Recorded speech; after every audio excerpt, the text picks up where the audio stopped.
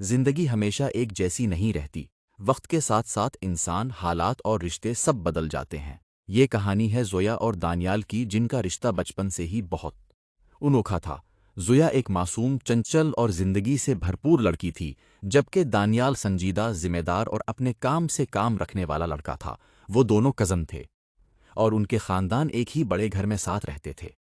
بچپن میں دونوں کا وقت ساتھ گزرتا تھا، لیکن جیسے جیسے وہ بڑے ہوئے، ان کے درمیان ایک خاموش دوری آ گئی۔ دانیال پڑھائی کے لیے شہر سے باہر چلا گیا اور زویا اپنے کالج کی زندگی میں مصروف ہو گئی۔ سال گزرتے گئے اور ان کا رابطہ صرف عید یا خاندانی تقریبات تک محدود ہو کر رہ گیا۔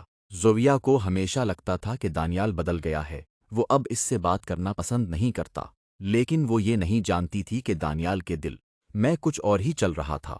جب دانیال اپنی پڑھائی مکمل کر کے واپس لوٹا تو وہ اب ایک کامیاب بزنس مین بن چکا تھا۔ اس کی واپسی پر پورے گھر میں خوشی کا ماحول تھا۔ زویا بھی اسے دیکھنے کے لیے بے تاب تھی، لیکن اس کے دل میں ایک عجیب سی گھبراہٹ تھی۔ واپسی اور پہلی ملاقات شام کا وقت تھا۔ گھر کے صحن میں سب جمع تھے۔ زویا چائے کی ٹرے لیے جیسے ہی کمرے سے باہر نکلی، اس کی نظر دانیال پر پڑی۔ وہ سیاہ رنگ کے سوٹ میں ملبوس، پہلے سے کہیں زیادہ پروقار اور سنجیدہ لگ رہا تھا۔ دانیال نے مڑ کر دیکھا، دونوں کی نظریں ملیں۔ زویا نے مسکرانے کی کوشش کی، لیکن دانیال نے صرف ایک ہلکا سا سر ہلایا اور دوبارہ اپنے والد سے بات کرنے میں مصروف ہو گیا۔ زویا کو اس کا یہ رویہ اچھا نہ لگا۔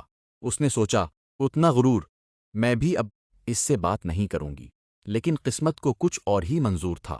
اگلے ہی دن زویا کی یونیورسٹی کا آخری سمسٹر کا رزلٹ آنا تھا اور اسے یونیورسٹی جانے کے لیے گاڑی کی ضرورت تھی۔ گھر کی تمام گاڑیاں کسی نہ کسی کام سے باہر تھیں اور صرف دانیال گھر پر موجود تھا۔ زویا کی امی نے دانیال سے کہا، دانیال بیٹا، زویا کو یونیورسٹی چھوڑ دو، اسے دیر ہو رہی ہے۔ دانیال نے بغیر کسی ہچکچاہٹ کے کہا، جی چچی جان، میں لے جاتا ہوں۔ خاموش سفر اور دل کی دھڑکنیں۔ گاڑی کا سفر بالکل خاموش تھا۔ نہ زویا کچھ بول رہی تھی اور نہ ہی دانیال۔ زویا بار بار شیشے میں دانیال کا چہرہ دیکھتی اور جب دانیال کی نظر پڑتی تو وہ فوراً باہر دیکھنے لگتی۔ اچانک دانیال نے گاڑی کی سپیڈ دھیمی کی اور ریڈیو آن کر دیا۔ ریڈیو پر ایک دھیما سا رومانوی گانا چل رہا تھا جس نے گاڑی کے ماحول کو اور بھی خوبصورت بنا دیا۔ دانیال نے خاموشی توڑی، تمہاری پڑھائی کیسی چل رہی ہے؟ زویا نے چونک کر جواب دیا، جی اچھی، آج آخری رزلٹ ہے۔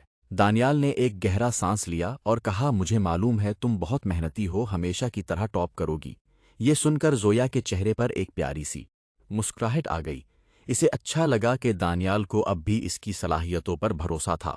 یونیورسٹی پہنچ کر جب زویا گاڑی سے اترنے لگی تو دانیال نے کہا، میں یہیں رک کر تمہارا انتظار کروں گا۔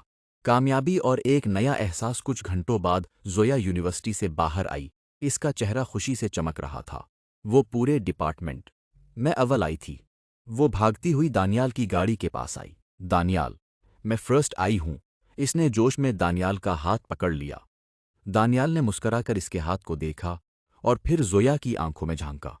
اس کی آنکھوں میں زویا کے لیے سچی خوشی اور ایک انوکھا پیار تھا۔ مجھے پتا تھا زویا، تم ہمیشہ بیسٹ ہو، دانیال نے نرمی سے کہا۔ اس لمحے زویا کو پہلی بار احساس ہوا کہ دانیال بدلا نہیں ہے، بلکہ وہ اپنے جذبات کو چھپانا سیکھ گیا ہے۔ اس دن کے بعد سے دونوں کے درمیان روز بات چیت ہونے لگی۔ وہ اکثر شام کو چھت پر بیٹھ کر پرانی یادیں تازہ کرتے۔